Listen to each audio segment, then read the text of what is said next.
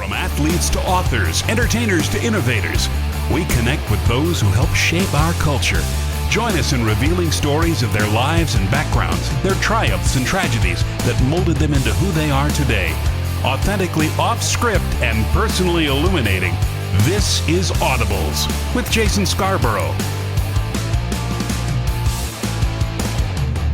Coming up next on Audibles, Bobby Hall. Guntown, Mississippi. That's where we start your story. How would you describe growing up there in Guntown? Guntown was population 300 for probably 100 years, and now, gosh, I guess it's probably close to 2,000 now. They've got subdivisions where I used to walk out my back door and go squirrel hunting. So it's changed a lot. It's the actual school there now is a middle school for Saltillo. When I was growing up, it was grades 1 through 9, and I went to school there, and it was just a very, that's the reason I'm a St. Louis Cardinal fan, because we could pick up the Cardinals out of FM 56, I think is what it was, WELO out of Tupelo, and there was nothing to do in the summer. So I would listen to the Cardinals every night. I started listening to them when it's 63 when I was 8 years old. And to this day, I keep up with the Cardinals. But it was a very quiet town, very boring. I loved when school started, just to get to be around people and things. But and it's right almost dead in the middle between Saltillo and Baldwin. And I actually went to high school at both places. How would you describe your family growing up? I've got a sister who was 3 years older. She was an athlete. She played basketball, was pretty good. I had a brother that was 6 years younger, so I was that middle child, one gets deprived, you know. And so I had a very loving mother. And then I was raised by my stepdad, my mom and my stepdad, and he was a big old modern day Paul Bunyan and mean as the Dickens.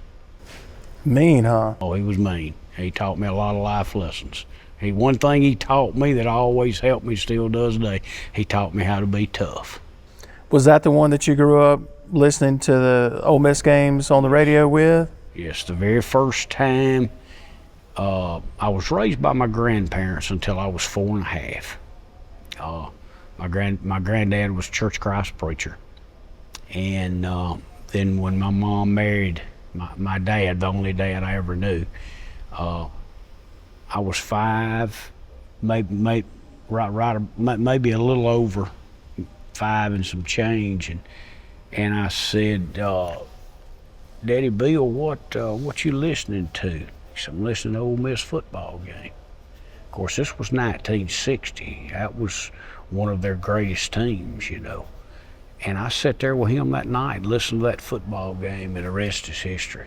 And I became an avid Ole Miss fan, and of course I graduated from Ole Miss in '78, and that was kind of where it started, you know. Of course they were going through that great run then, and you know, the great Johnny Vaught.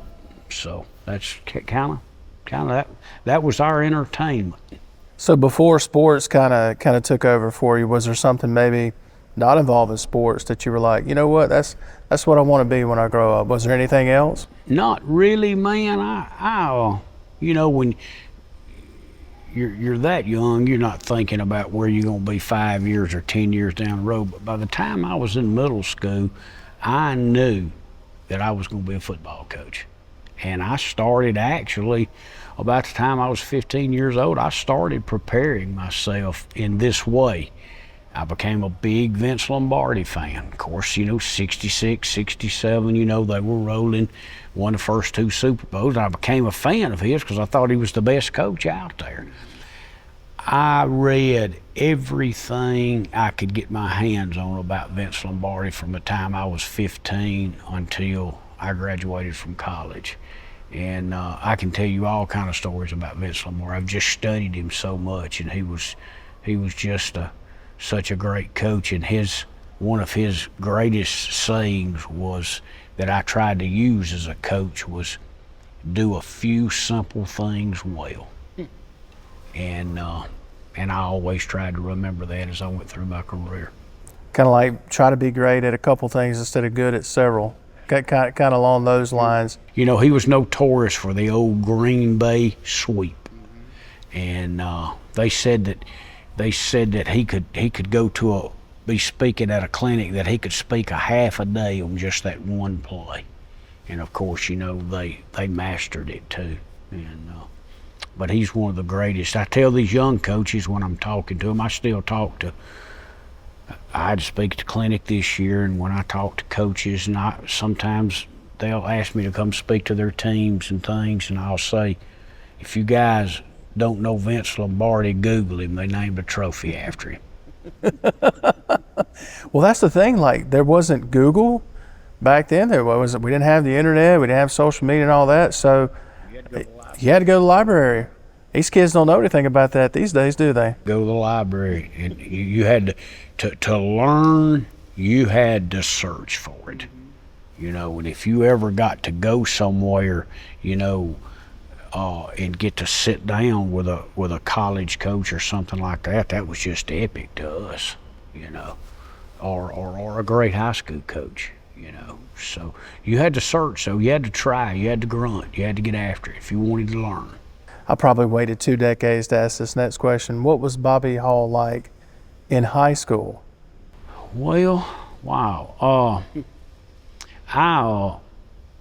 I played basketball and football. I played baseball through the 9th grade. I actually played on a state championship team. And let me rephrase that. I was on the team. I can't honestly say I played. I warmed up the pitcher. Ricky Neves, the executive director of Mississippi High School Activity Association, he was one of our star players. He was a little bit older than me. And so I played basketball and football. In that part of the world, it's basketball country. Prentiss County, Union County, you know, it's kind of Kentucky and Mississippi. So I was a real good basketball player. I was a good football player. I just loved football. And so my life was pretty much wrapped around athletics. I loved it, and I enjoyed life. And we didn't have a lot, but we had enough to get by, and it was good. It was good. It was a good high school. I went to Saltillo through my junior year, and then my senior year I transferred to Baldwin, and we even had to move up there because that wasn't my school. The rumor is they recruited me to play point guard, and we'll talk about that another day. But I did play point guard, and the coach at Baldwin at the time was my coach at Saltillo in the 10th grade, and then he had left and gone to Baldwin. So that was some good stuff too. Bobby Hall as a point guard. Yeah, I was a point guard. Will was a real good point guard. He's talked about how basketball was involved. He struggled at a time between football and basketball at one time in his life. He was a really, really good basketball player. Sure was, and I was good too. But there, you know, I told you I lived in Guntown. There was nothing to do. My dad built me a state-of-the-art basketball goal, standard backboard, the whole 9 yards. So man, I sat out there in the backyard and shot hoops all the time, and I became deadly at it. So it was something to do, but it was good stuff. It was.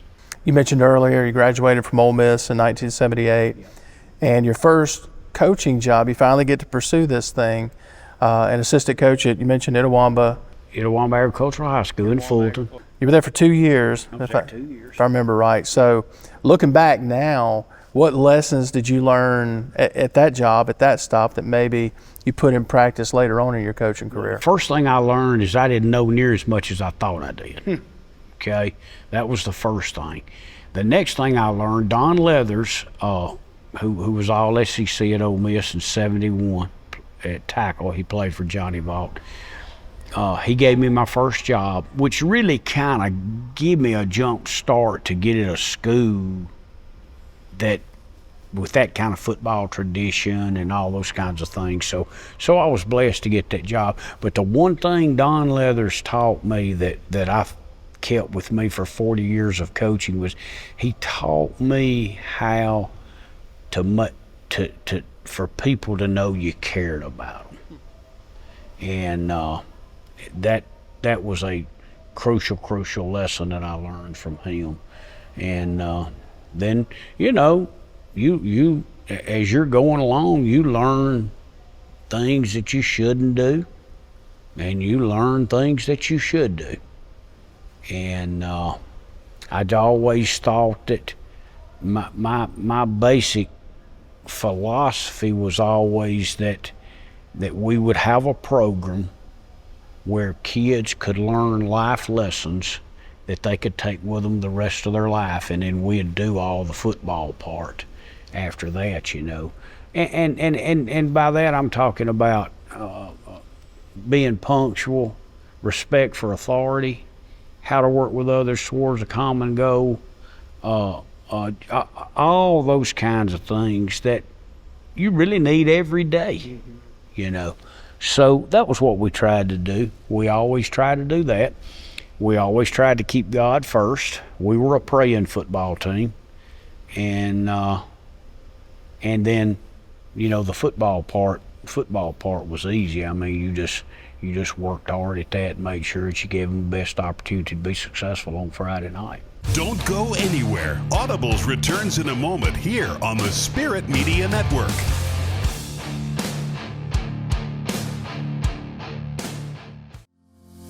When life is unpredictable, choose Express Care Summerall to get the medical help you need. We're the only clinic in Summerall open 7 days a week. We also offer the convenience of drive-through accessibility and walk-ins with no appointment necessary. Our nurse practitioners Sarah Dawn Locke and Kobe Smith welcome you to our location on Highway 42 next to Fox's Pizza. Find your new primary care provider, Express Care Summerall, where your health care matters.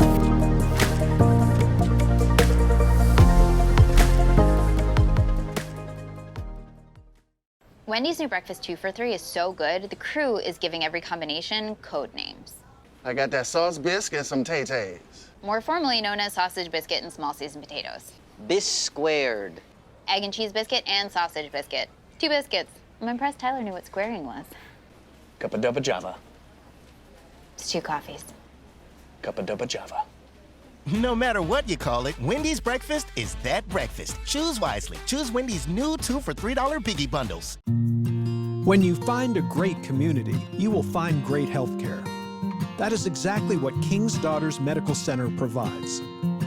Keeping businesses moving with occupational wellness, heart-healthy screenings, diabetes education and management, community education, and remote patient monitoring that promotes better care in between regular office visits. KDMC, caring for our community like no one else can. Family owned and operated since 1986, Lakeside Molding has become the trusted source of architectural products throughout the South. They offer fine interior architectural moldings, custom millwork, and cabinet doors designed and handcrafted in Flowwood. Their showroom on Lakeland Drive is stocked with today's most sought-after interior details, including corbels, post, fireplace mantles, bath vanities, mirrors, and much more. Tim Shoemaker and his staff work closely to meet client needs for new construction, restoration, and remodeling projects. Lakeside Molding, where details make the difference.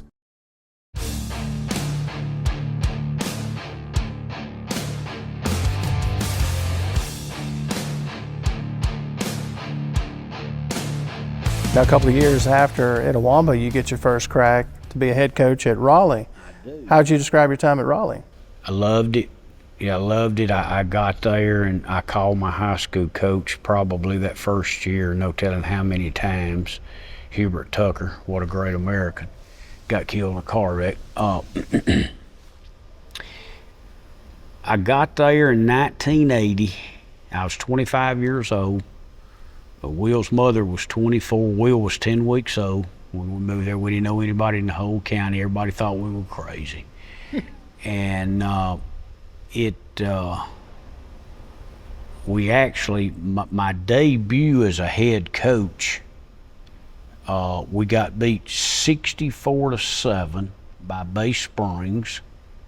And the old boy, he ran the score up on us. They had us 41-0, went for 2. And I was thinking after that game, man, I'm going to be back in Bondo and cars if I'm not careful. We got to get this figured out, you know. And we came back and we went 7-3. We wound up winning, going 7-2 the rest of the way. And had a good year. And that made, this is my favorite story in 40 years of coaching and my favorite win. So that made 18 years in a row that Bay Springs had beat Raleigh on opening night. And they had them a nice little article in the paper about it and how things never seem to change. You know, the leaves change in the fall, and Bay Springs always beats Raleigh in football. I cut that out and saved it. I put it up in January. We came back that next year, and we didn't have 5 could have started for. But if there's ever been a game that I coached out of over 400 as a head coach, that one game where pure desire and determination won a game for. We beat them 13-0. They never beat us again while we were there. We beat them 13-0. We had the ball inside the 10 with a minute to go. I used all 3 timeouts trying to score one more time. We didn't get it in, but we tried. And that was out of my 310 career wins, including 4 state titles. That was my favorite. That was my favorite. And then we beat them good the next 2 years. You took great satisfaction in that, didn't you? I did, man. He was going to run this old country boy back to Northeast Mississippi, and just really ran the score up on us. So, you know, it was, the world is round. Yeah, I think you not bonded in cars and ended up continuing coaching. That worked out well for all of us, I think, for sure. Glad you continued to coach after that. So in 1984, you're on the move again. You get an opportunity to head to Amory. What was it about Amory that kind of nudged you in that direction to head to North Mississippi? Okay. We went 26-16 at Raleigh in 4 years, and they were horrible when we got there. I mean, they were the laughing stock. The kids had no confidence. There was so much apathy. They had been told that you're not going to win. We never win. You're not going to win. So, you know, we got good. Well, we had gotten to the point that we were about to get really good. Amory comes open. And I'm a little bit torn, but then in my mind I kept thinking Amory had gone 3-7 and 2-8 the 2 years prior to us going there. And I kept thinking, man, in high school we'd go to all those track meets, and Amory would always have the prettiest athletes there and the most speed. I know those people have still got to be there. I think I'm going to send my application in just to see what'll happen. And sent it in, and I interviewed once, went back the second time, and I wound up getting the job, and was there 6 years, and then we went to Louisville. Was there for 6 years. We were 59-17 and went 5-5 the first year. Went to the finals twice and got beat both times. Yep. We also, during that era, in 87 was when we broke Rosedale's 40-game win streak. And I felt that was the game. We beat them 29-28 in overtime. Jason, I'm telling you for a fact, we could have played them 10 times. We wouldn't have beat them a time, but we beat them that night. They were better than us. But I all that week long, 2 weeks prior to that game, I told Ed Stanley, another great high school coach in this state, I said, Ed, man, if we win this Friday night, Rosedale's going to win. I said, that win streak's going to be at 40. And I said, man, that was my high school number. I said, I don't know if you believe in signs or not, but I do. And so we just kept telling the kids all week, look now, we'll play one play at a time. We're going to keep it close to the fourth quarter and figure a way to win. They dominated the first half, had us 8-0. The second half, somebody scored every possession. And then they didn't kick. They went for 2 all the time. They scored first in overtime, went for 2 and didn't get it.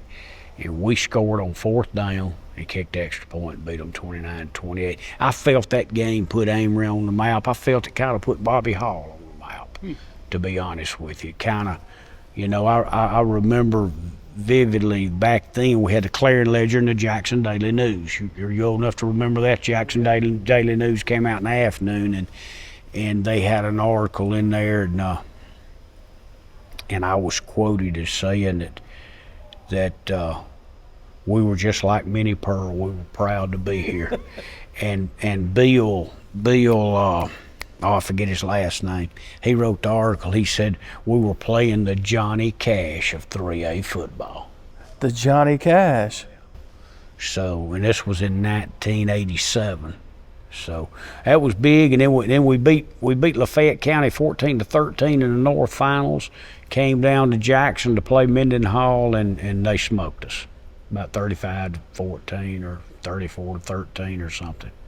It was back-to-back title trips, yeah. And then we played them again the next year and got beat 14-7, and they scored right at the end of the game to beat us. It was such a great run in that first stint at Amory, and then you mentioned going to Louisville. Louisville for 3 years. How hard was that to leave Amory, or was it hard to make that decision to go to Louisville then? Man, money. I mean, money. You know how it is. You win at a place, somebody else wants to coach. They think you can win. They give you more money. Now, Louisville's a great football school too. Now, it wasn't like I was going somewhere where you couldn't be successful, because Louisville's won. I believe I'm right on this. They've won 11 state titles, and I want to say by 8 different coaches, maybe something like that. So we were there 3 years, and we went 7-4 the first year, and they wanted to run me out of town. And then we came back the next year and started 0-2, and we got beat by Tupelo game 1, and we got beat over here at Pearl, and that's a really, really good story to tell off air sometimes about that game. And then we won the rest of them. We beat West Point at West Point the next week, which was a bitter, bitter rivalry. That's when Bubba Davis was there and they were rolling, you know. And we beat them 1-12 in a row, won state championship. Beat Stone County. We kicked a field goal with 8 seconds to go in the game, beat them 6-3. And that was our first one. Thank you, Jesus, again. No doubt. Yeah, I had a great player. He was Mississippi Player of the Year, named Lawrence Sangster, and he did have a turf toe. If he had been 100%, you couldn't hardly tackle that joker. He was a high school Earl Campbell. And but anyway, we won. That's all that really matters. I think we went 30-8 there in 3 years. I believe that's right. That was your first championship that year at Louisville. First championship, and then we came back year 3 and had a better team. Got beat by Madison Central in the. I think it was the North Finals. I think, and then I left and went back to Amory. Yeah, a second stint at Amory. Second stint, we didn't. It wasn't a bad stint either. We were there 7 years. We were 86-8 in 7 years. So we had a pretty good little run there. So I'm gonna rewind for a second. Take me back to that first championship trophy that you got for the kid that consumed all this information on Vince Lombardi and just consumed everything he could on the game, and now you're holding a championship trophy. Take me back to that moment. What was it like? It was in some ways as much relief as it was excitement, because, man, I'm telling you, nobody outworked us. We worked our tails off, and I mean, we worked all year long. our strength program, everything. We work, and we study football. We do everything to be on the cutting edge of everything we're doing, offense, defense, and kicking game. And we're just doing, I think, all the right things. And then here we've gone to the finals twice. And Jason, I'm telling you, man, 15 games, you go all the way back 4 weeks of practice and then play 15. I mean, it's grueling. It's grueling, it really is. And we'd gone twice and got beat, and man, I was about to go crazy, I'll be honest with you. I'd put so much pressure on myself, you know, to win. And then when we finally won that thing, I was just absolutely elated and grateful. Don't go anywhere. Audibles returns in a moment here on the Spirit Media Network.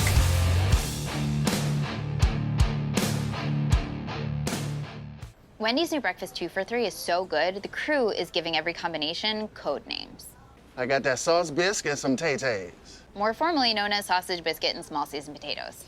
Bis squared. Egg and cheese biscuit and sausage biscuit. 2 biscuits. I'm impressed Tyler knew what squaring was. Cup of dubba java. It's 2 coffees.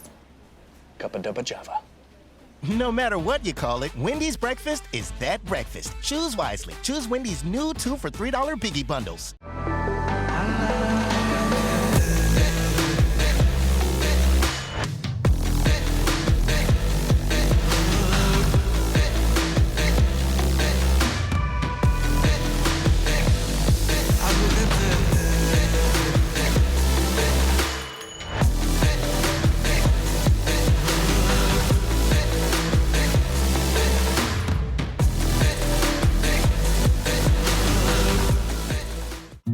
Quality of life is about lifelong care.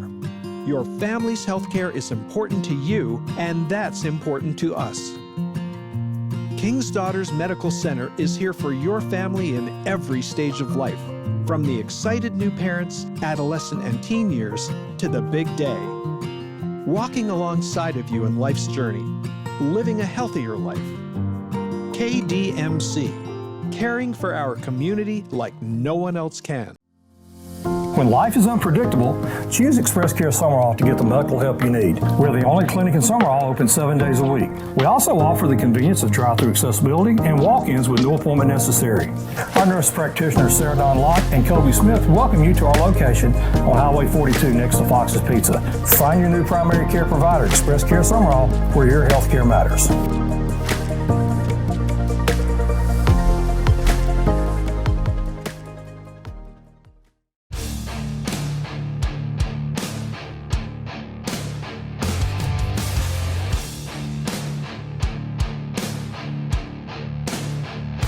I've heard a lot of, gosh, you can go, I'm giving The Last Dance a plug here, that documentary on the Chicago Bulls and Michael Jordan, and there was one year that they won the championship where they described Michael Jordan as feeling a sense of relief because of the expectations and because you do put so much pressure on yourself. And so hearing you say that was sort of a sense of relief to you, I think a lot of people watching will identify with that, because at one point in your life you're there where you feel a sense of relief in accomplishing something. I can't speak for other coaches, but for me, I wanted to be one of the best football coaches out there, and to me, to do that, finishing runner-up wasn't going to get it. I mean, you had to at least get to the pinnacle at some point, and then thank you, Jesus, we won that thing. I mean, it was a great football game, too.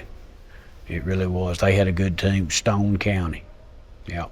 You mentioned your second stint at Amory. So your first year back, correct me if any of this is incorrect, that first year back, 93, you guys go 9-2, losing the first round of the playoffs. 21-20.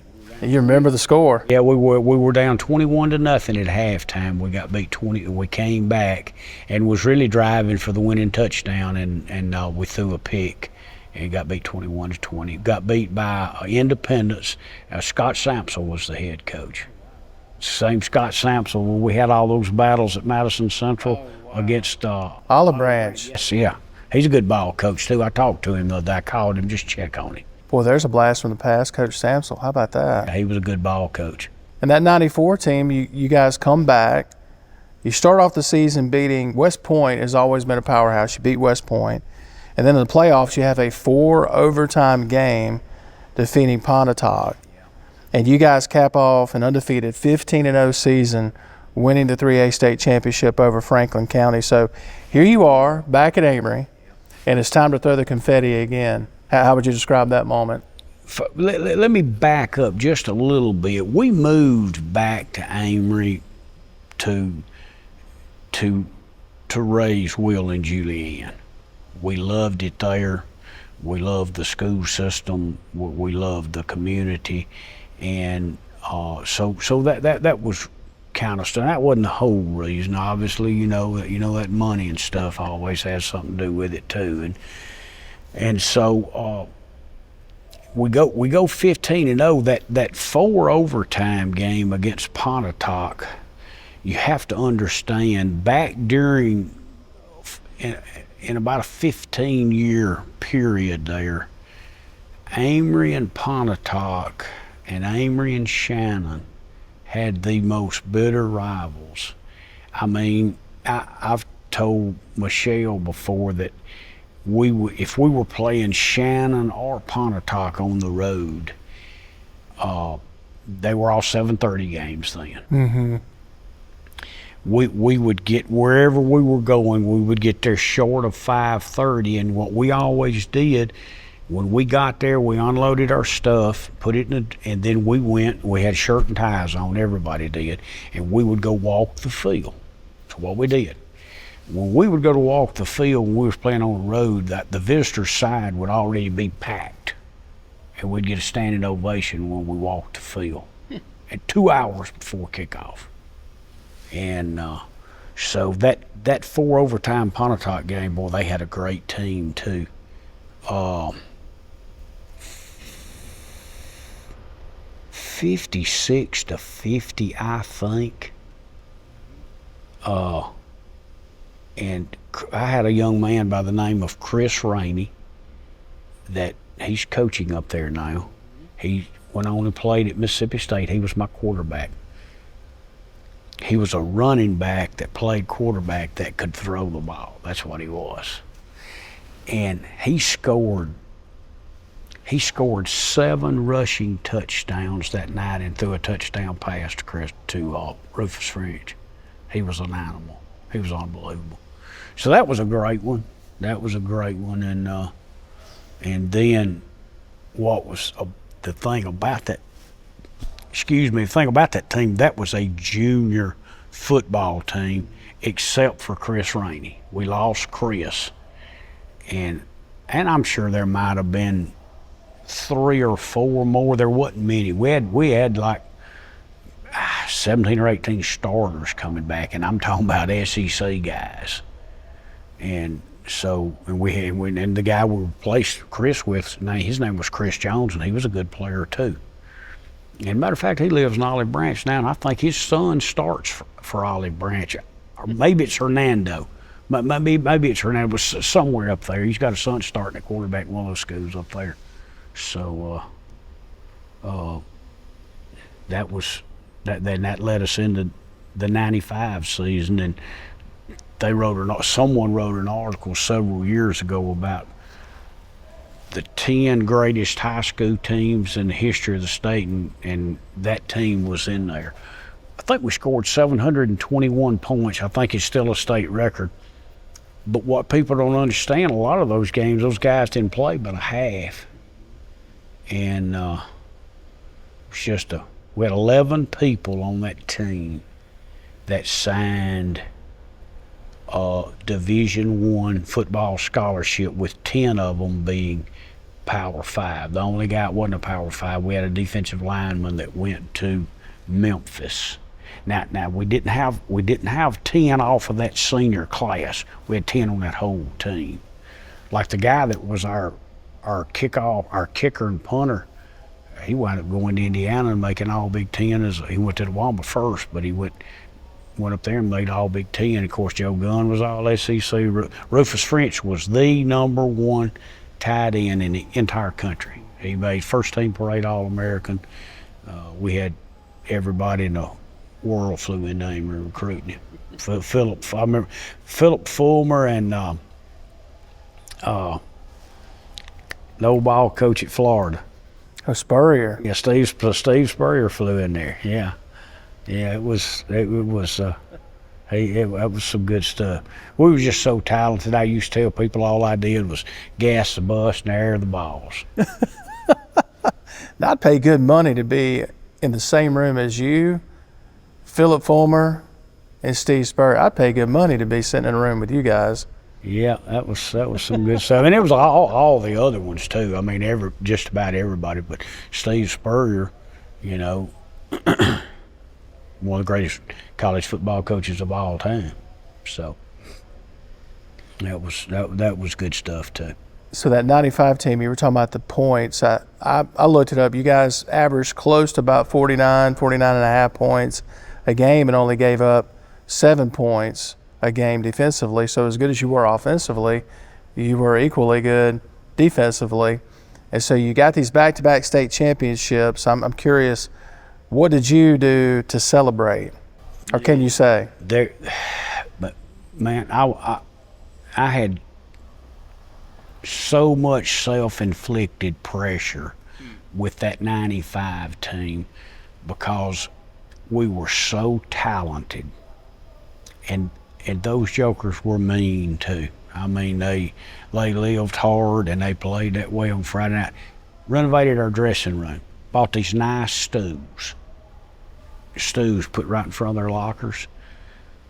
Those jokers loved to fight. They just, they'd get in a fight in 5 minutes, they loved each other again. So I had to institute a rule: no more fighting. You fight, you're out. You're going to be suspended for a game. If I had that to do over, I'd do it different. But so before I inducted the rule, I got in a fight in there again one day.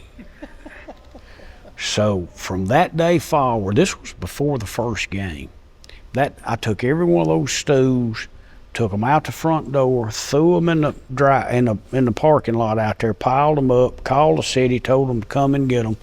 They had nowhere to sit the rest of their career. Every day when I wouldn't even ask an assistant. Every day when they got there, I had me a little metal chair. I'd go out there and I'd unfold it and sit down. I'd sit right in the middle of the dressing room while they were dressing. Wow. And when they left to go with the field, and I'd go in behind them. And so they stood up the rest of their career. They had to dress and get out of there. That's a way to send a message. So Amory in 96, you guys finished 10-1, which for the program at that point, you guys weren't used to that. In 97, you finished 11-2 and lose in the second round of the playoffs. By this point, Will, your son, is your quarterback. He started as a junior quarterback. We went 11-2, and everybody was like, "What's wrong with the Panthers?" Right. We had a bad year, you know. Will loves to tell people that they ask him about the pressure of being a head coach at a Division I. He'll say, "Oh, I tell you about pressure. Pressure is when your dad's the head coach, you're the starting quarterback at Amory High School, and you go 11-2, and everybody wants to know what's wrong with the Panthers." So we got beat 17-14 by Senatobia. And we missed a 4th and 4 by about that much on what potentially the winning drive. And then I don't remember who won it that year. We didn't know. And then the next year at 96, back up though to that 96 team went 10-1, and we didn't get in the playoffs.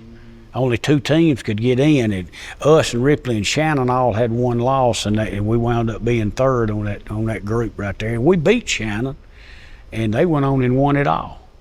So, Will held on that 95 team. He was a freshman.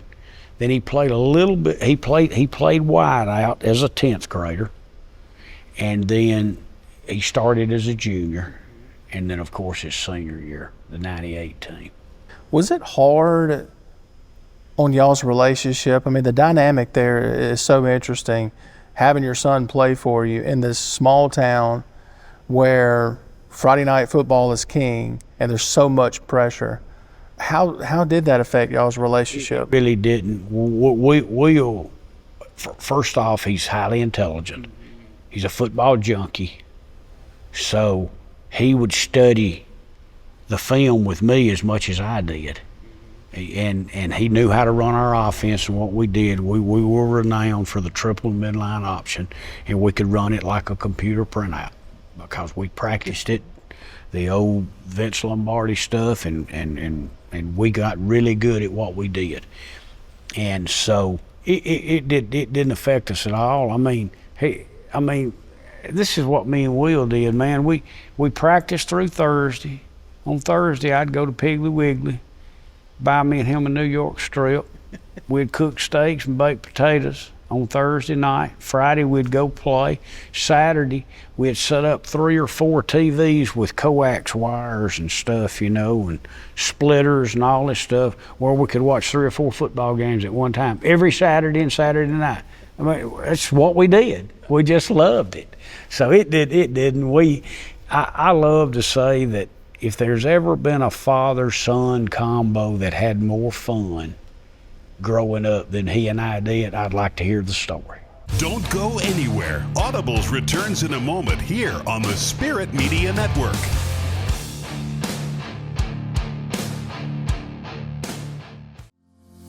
When life is unpredictable, choose Express Care Summerall to get the medical help you need. We're the only clinic in Summerall open 7 days a week. We also offer the convenience of drive-through accessibility and walk-ins with no appointment necessary. Our nurse practitioners Sarah Dawn Locke and Kobe Smith welcome you to our location on Highway 42 next to Fox's Pizza. Find your new primary care provider, Express Care Summerall, where your health care matters.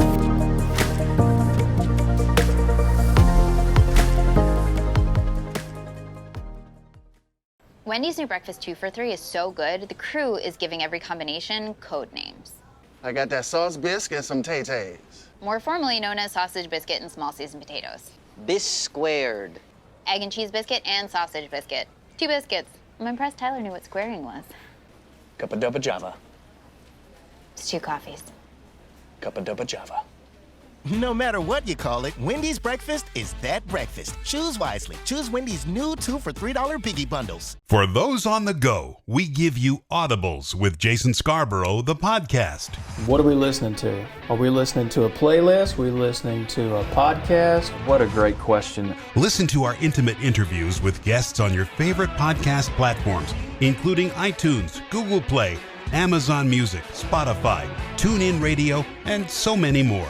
Do you ever look back and say, you know, my life, the story could have ended up differently had it not been for your grandparents? Incredibly different, for sure. Plus, you'll hear behind-the-scenes commentary on each guest, interview preparation, location, and so much more from Jason himself. Do you have a favorite Coach Bowden story that you can share with us? I can tell you this, what you see with Bobby Bowden is what you get.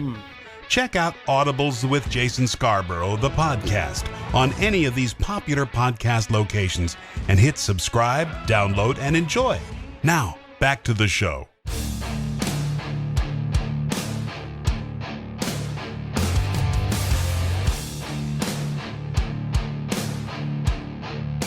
Yeah, he's told us that story about the coax cable. And so when kids hear that nowadays, they're like, why would... We didn't have every game on TV back then. You had maybe, 2 or 3 games, maybe nationally, and that was it. You didn't have a variety of games to choose from. So I picked at him the last time I talked to him about his man cave. I'm like, man, that thing better be sweet, considering all the coax cable you had to run. So you guys respond in that 98 season, Will, you, and Amory. Here we are again, 15-0, state championship. My favorite team. Really? That 98 team's my favorite team. You know, I told you my favorite win, 1981, first Friday in September. That was my favorite team. This is where your son played quarterback. Okay, I'm good with all that. But that team was truly a team. Were we talented? Absolutely we were, okay? But nothing to compare to the 95 team. No, we didn't have a single person that signed a Division I scholarship that year out of that class. And they were truly a team. I mean, we maximized everything that we had. And then we get into the playoffs, and we go through 4 rounds of the playoffs and don't make a single turnover. 4 consecutive games.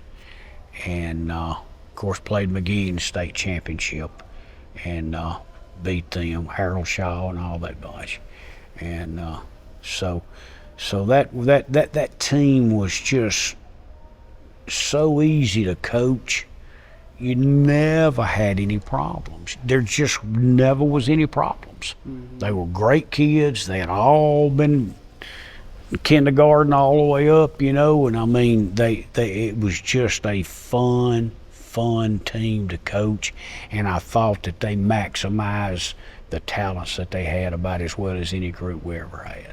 I've told Will, and we beat Tupelo and Louisville, and I mean, it wasn't just the 3A. I mean, Tupelo had us 10-0 at halftime. We came back and scored 21 unanswered in the second half, and the last one was, this is my favorite play. We ran 43 read weak. Will pulled it, turned up in there from the minus 44. From the minus 44, he turned up in there, and the backside backer was scraping across, and Will wiggled on him, and he hit a crease. Tupelo had all them Division I guys, you know, went to South Carolina and Mississippi State. And everybody was like, when are they going to catch him? When are they going to catch him? And they never caught him. And that put it to 21. It wasn't about 2 minutes left then.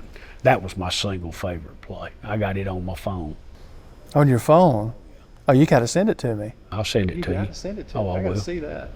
You guys were a part of one of the single greatest runs in Mississippi high school football.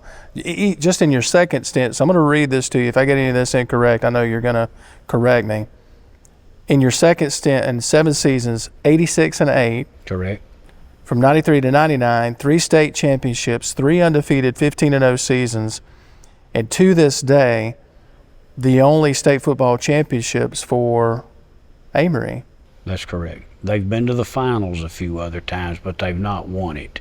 That's a historic run. So even years later, we're still talking about it. Every time high school football kicks off, we're talking about some of the greatest teams that ever played on Mississippi soil, and those Amory teams are mentioned. So when you hear people talk about those Amory teams now, what comes to your mind? I'm just proud. Yeah. You know, just proud. It was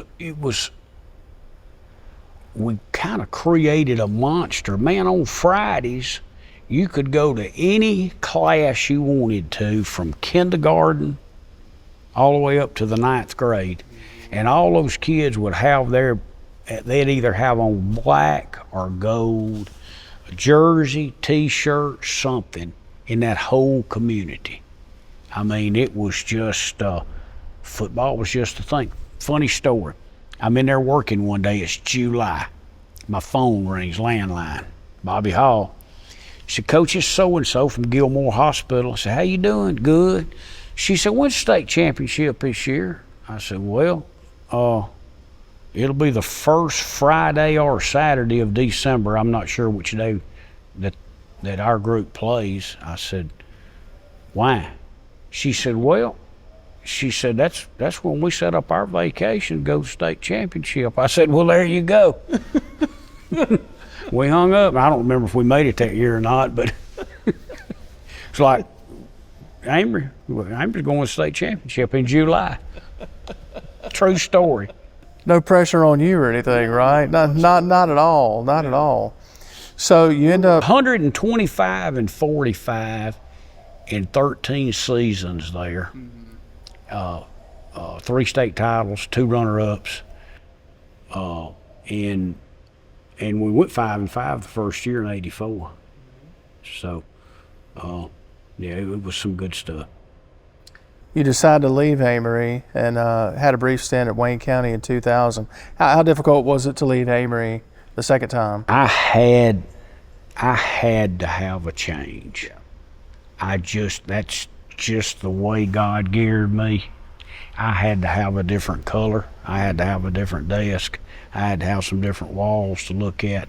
I just felt like that we had done everything we could do there. I just didn't have that beaten desire because I just felt like we had conquered it all. And I wanted to go. I love building programs. Absolutely love it. Love to go somewhere where they're horrible and get them good. So gratifying. The journey, just as much fun as the destination. And so Wayne County came open. They weren't very good. My famous words was, I told Will's mother, I said, I'm gonna drive down there to Waynesboro and talk to that superintendent because he's been really nice to me, but I'm not moving to Waynesboro. That was my last famous words. I get down there, greatest interview of all of them I had. It was whatever question I asked that superintendent, his answer was yes. I mean, uniforms, weight room, just on, and he wanted a program. He had called Dr. Enos, I found this out later, he had called Dr. Enos Proctor, who was the executive director of the Mississippi High School Activity Association. He said, man, I'm gonna do this 4 more years. He said, the last thing I want to do is I want to get us a football team. I was told that Enos Proctor said, you need to call Bobby Hall. And he called me, and when I got down there and saw the condition of that place, and they had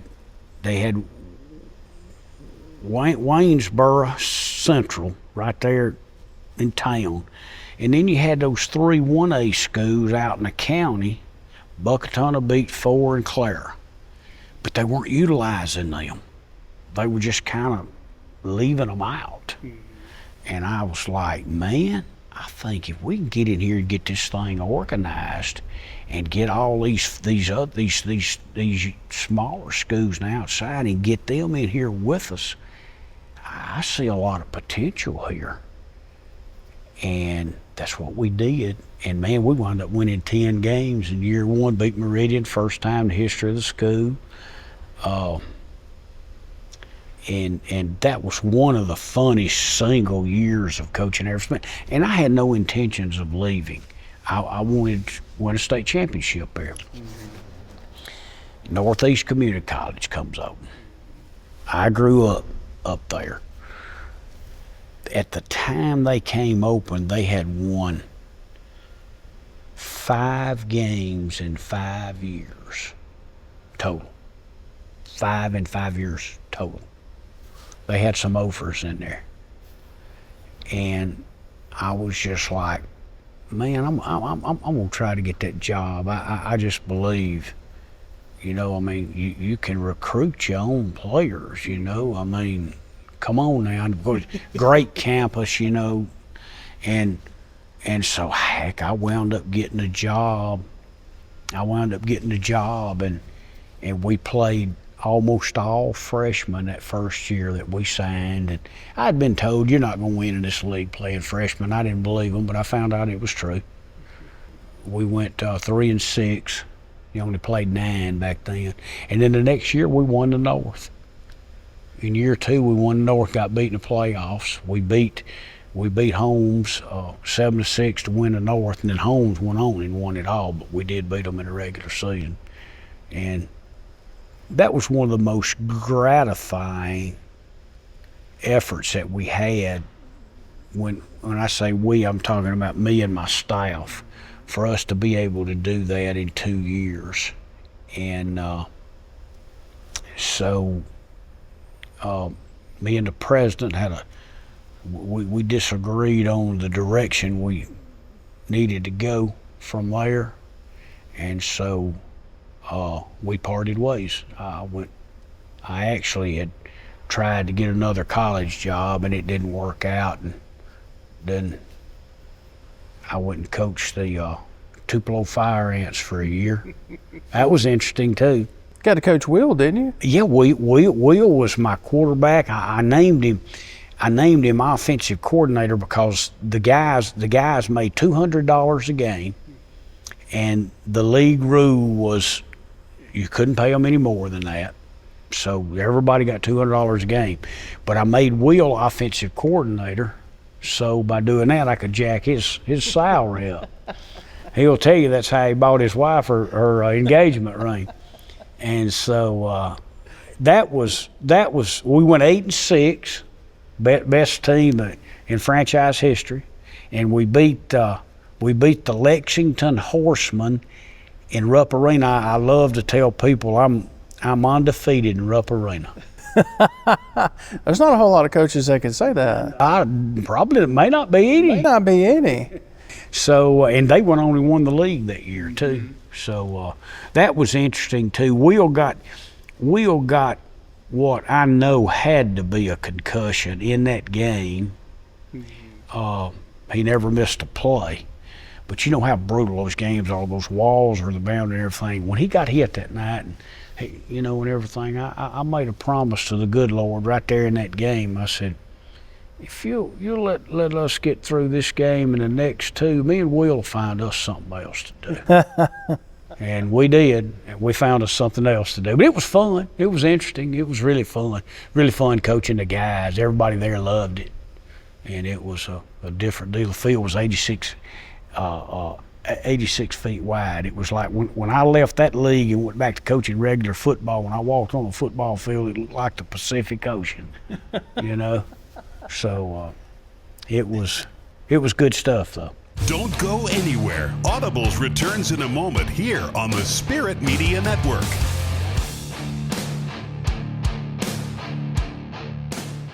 Family owned and operated since 1986, Lakeside Molding has become the trusted source of architectural products throughout the South. They offer fine interior architectural moldings, custom millwork, and cabinet doors designed and handcrafted in Flowwood. Their showroom on Lakeland Drive is stocked with today's most sought-after interior details, including corbels, post, fireplace mantles, bath vanities, mirrors, and much more. Tim Shoemaker and his staff work closely to meet client needs for new construction, restoration, and remodeling projects. Lakeside Molding, where details make the difference. Quality of life is about lifelong care. Your family's health care is important to you, and that's important to us. King's Daughters Medical Center is here for your family in every stage of life, from the excited new parents, adolescent and teen years, to the big day.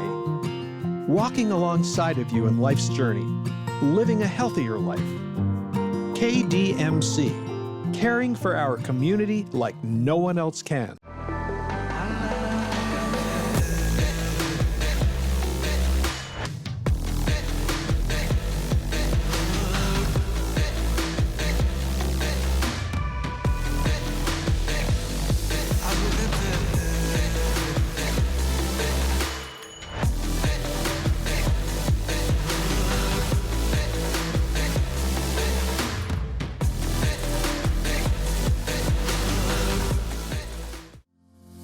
When life is unpredictable, choose Express Care Summerall to get the medical help you need. We're the only clinic in Summerall open 7 days a week. We also offer the convenience of drive-through accessibility and walk-ins with no appointment necessary. Our nurse practitioners Sarah Dawn Locke and Kobe Smith welcome you to our location on Highway 42 next to Fox's Pizza.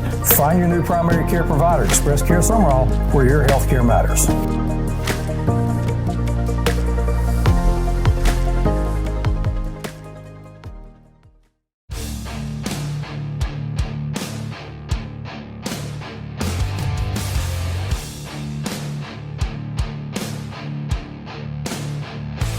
Now, in 2006, you come to Madison Central, where you and I feel like became friends, right? We skipped a couple of years, though. I spent 2 seasons at Murray State. Now, I bet that was interesting. I call it the 18 longest months of my life. Why? Just didn't really enjoy it. Huh. I'm glad I did it. Every experience was a learning experience. Joe Panunzio was the head coach. Love him today. I still talk to him. He's with the Eagles now. man, I'd been a head coach all my life, and I wasn't a head coach, and it just wasn't for me. People ask Will all the time, you gonna hire your dad? He'll say, me and my dad are both chiefs. So, you know, it just wasn't for me. But I did learn a lot, and it was a great experience, and I'm proud I did it. And then that got us into the Madison Central. Yeah, where you and I really, I feel like, became friends while you were at Madison. And you had some good Jaguar teams. And some really good teams. The 08 team was really good. The 09 team is given credit for being the best team. I thought 8 was a little bit better. And then 9, 10, 11, they were all good. They weren't as talented, but we won about the same amount of games, you know. So it was very, very proud of what we did at Madison Central. I'm very proud of where we took that program when we got there. They had let their facilities run down from the time that school was built new. They just kind of stayed right there where they were, and they had gotten behind a little bit with their facilities. And I had a great superintendent, Mike Kent, and so I mean, you know, a lot of things you see at Madison Central now, the Jumbotron and the turf, and you know, lots of those things. That softball stadium. We did while we were there, so I'm proud of what we did. We couldn't win it all. We got to the we went to the North Finals 5 consecutive times. Got beat 4 times by Panola and once by Olive Branch, and but I'm proud of what we did there. I am. Yeah, a lot of people don't remember, or maybe they do. You were athletic director there too, so you're talking about the facilities and things like that. And when Madison Central won the state championship in football a couple years ago, I couldn't help but think of you. Yeah. And that Toby Collum, I gave him his first job when I was at Wayne County, right out of Mississippi College. That was his first job. He's a good man. He's made a good ball coach. I'm proud of him. Toby, here's your shout out, you know, so we appreciate Toby, Coach Collins. He's done well there at Madison Central. So you had a couple of other stops after Madison Central. I'm going to scoot forward just a little bit and look at when you finally did decide to hang the whistle up. You know, every coach, every player, they do get to that point. You have to get to that point at some point in your career where you say, all right, I'm hanging it up. I'm walking away from this. When did you know that, hey, this is it, I'm done, I got to walk away? I was still healthy and I still felt good, but I just, you know, I'd done it 40 years and we'd had great success, and quite frankly, I didn't really want to move again. And I don't know how many times I moved in my career. I think 15. A whole lot. And I just thought, well, you know, it's probably time for you to move on over and let these younger guys. But, you know, Mike Kent told me something one time I'd never thought about. He said, well, Coach, you know, we're not supposed to work all our life. I said, well, you know, I never really thought about that. So I just felt like it was time. It was time, and it took me a little while to get my hands wrapped around the fact that there was no structure, no pressure, you know, all of that. And then once I kind of figured that out, then it's been good. And I got my sidekick. You know, I go to Hattiesburg once a week. I watch them practice, and I watch them work out in the weight room. I spend time down there, and so that's been fun too. And I feel very, very blessed again. How much pride did you have? I know how proud you are of Will, but when that moment finally came for him being named the head football coach down at Southern Miss, knowing his journey, you know it better than anyone else, and finally when that moment comes, what's going through your mind when that moment does come? Very, very proud. People say, boy, I bet you're proud of Will. I said, well, actually, I've always been proud of Will. I'm proud for him right now. You know, there's not a human being in the world that loves this state any more than he and I do. We love Mississippi. We're Mississippi through and through. And for him to be a Division I head coach in this state is just, and people don't understand the road he went down, man. I mean, man, he worked at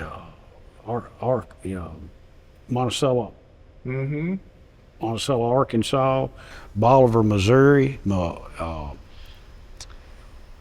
West Alabama. Presbyterian was one of them. Presbyterian was his first job. Yeah. Presbyterian was his first job in Clinton, South Carolina. So he really earned this opportunity. And he won, man, as a head coach. He won the Gulf South Conference at West Alabama. That's not easy to do. And of course, he went from there to West Georgia, and he had to get out of there and go get in Division I so he could become a Division I head coach. He's worked all his life for this, so I was proud for him. I really was. I still am. All right, so we got to look back at some other things too. Okay. Some of the quotes that have been attributed to you. Man, I had so much fun reading those on Twitter the other day. And so these come from our friends on Twitter. Here's some of the suggestions. Now, you could tell us if you said this or not. I think you said this one actually earlier to me before we started. We're just like Minnie Pearl, just glad to be here. I said that. I said that verbatim. Okay. You think some archangel from heaven is going to come down and block your man?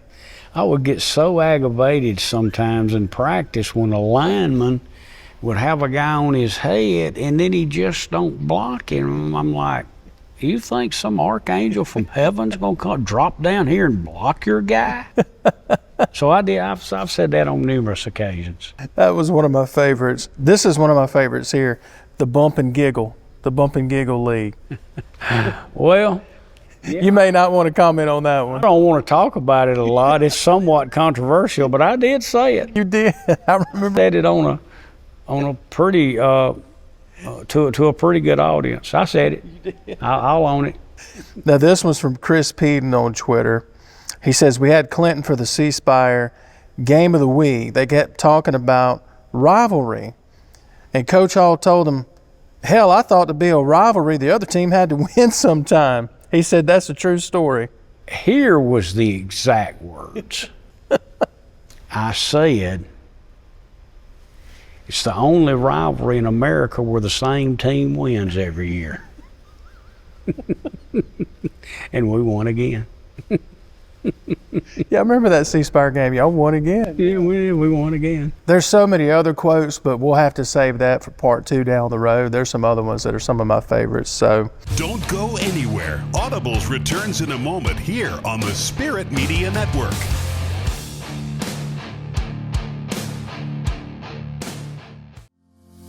When life is unpredictable, choose Express Care Summerall to get the medical help you need. We're the only clinic in Summerall open 7 days a week. We also offer the convenience of drive-through accessibility and walk-ins with no appointment necessary. Our nurse practitioners Sarah Dawn Locke and Kobe Smith welcome you to our location on Highway 42 next to Fox's Pizza. Find your new primary care provider, Express Care Summerall, where your health care matters.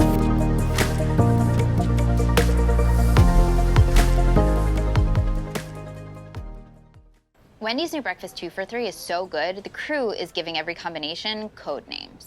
I got that sauce biscuit and some tay-tays. More formally known as sausage biscuit and small seasoned potatoes.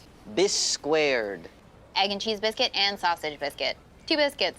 I'm impressed Tyler knew what squaring was. Cup of dubba java. It's 2 coffees. Cup of dubba java. No matter what you call it, Wendy's breakfast is that breakfast. Choose wisely. Choose Wendy's new 2 for $3 Biggie Bundles.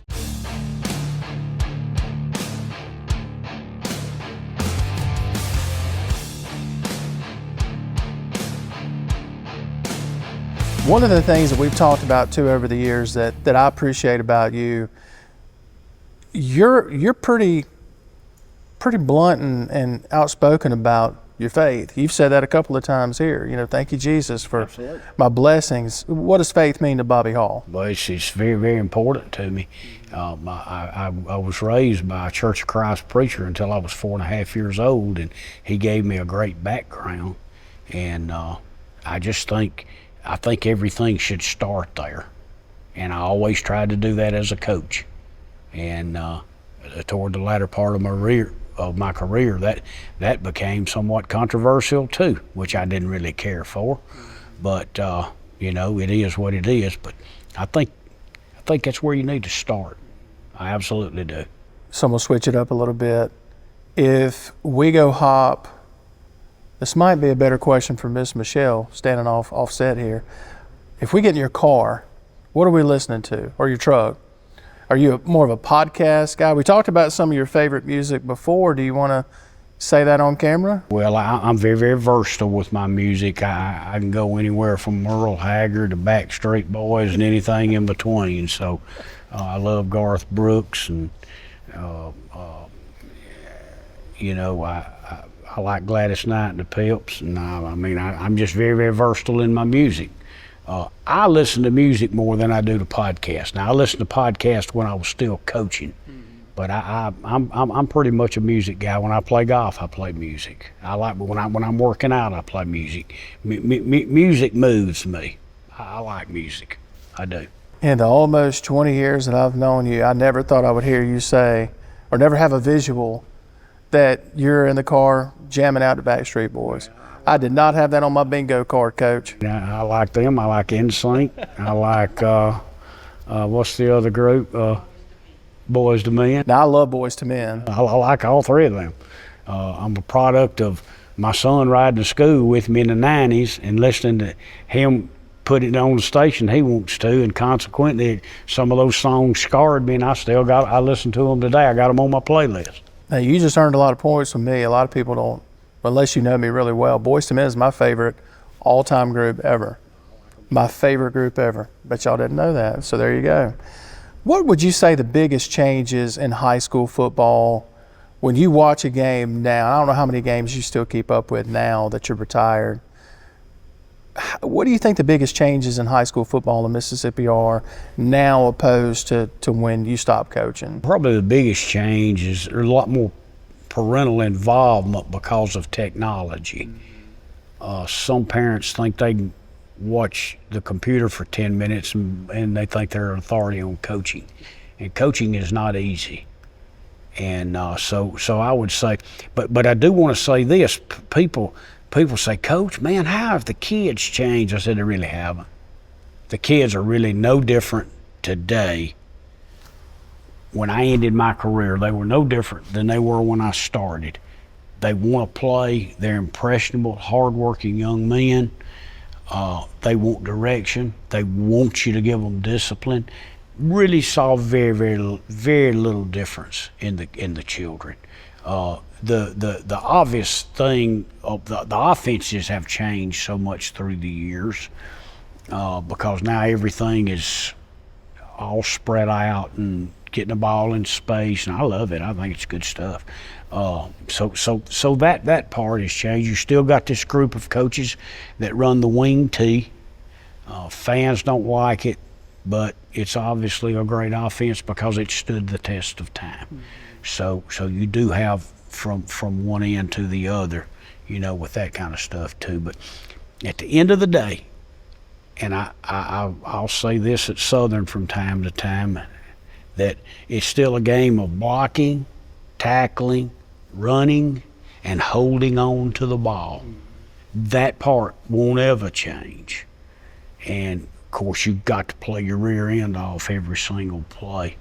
And my motto was always play one play at a time.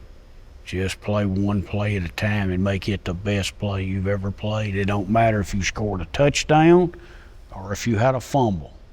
Come back the next play. Play one play at a time. That was always my motto. That's good life advice too. Absolutely. That's really good life advice. My final question for you, Coach. You talked about growing up and consuming this information, going to the library on Coach Lombardi and football. Say 10, 15, 20, just let's get down the road here and someone Googles Bobby Hall. What do you want folks to know about Coach Hall? This I will answer that this way. People ask me, what do you want your players? I said, this is all I want my players to say about me. Man, Coach Hall cared about me as a person. That's really all I cared about. He cared about me as a person. And if they'll say that, then man, I'm happy. When I started doing this show, gosh, almost 3 years ago now.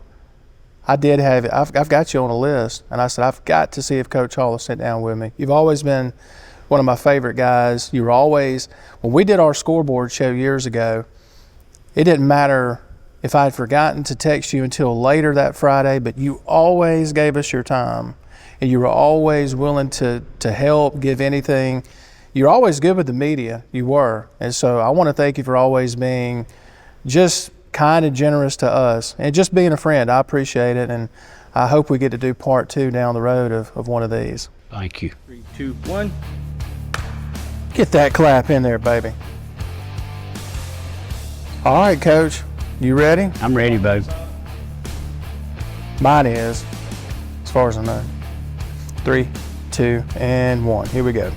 Thanks for watching. We'll see you next week for another episode of Audibles with Jason Scarborough.